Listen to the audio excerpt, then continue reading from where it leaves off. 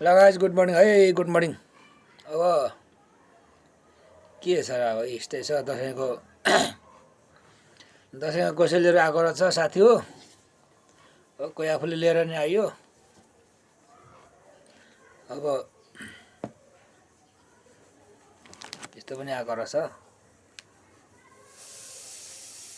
एउटा पनि यस्तो पनि आएको रहेछ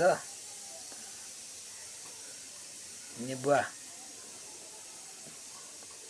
मलाई चाहिँ यसको अचार एकदमै मिठो लाग्छ, अचार फर्स्ट क्लास। अनि अब मनकुमार दाजुले पठाएको अरे, मनकुमार दाजु यो त मलाई नै दिएर पठाउनु भएको हो।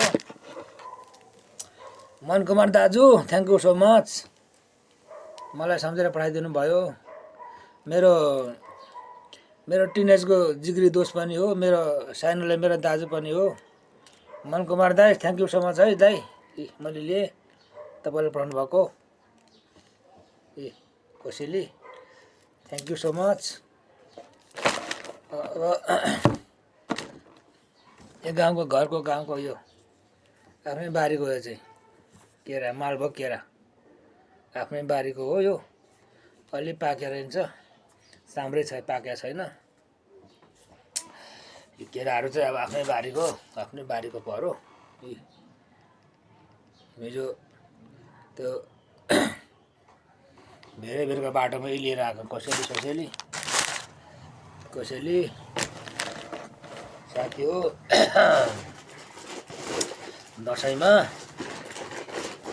यता पनि के हो कोसेली छ। यो चाहिँ के रहेछ यो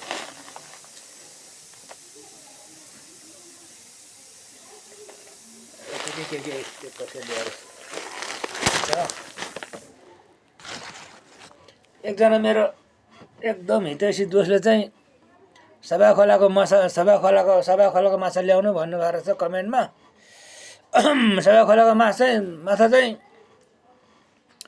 अब दसैँको बेला पर्यो कि, अनि सबै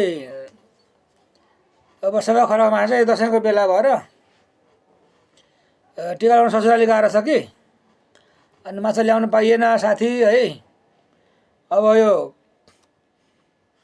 त्यो माछा ससुराली फर्केर हिँड्छ, माछा ल्याउनु पाइएन सभा खोलाको।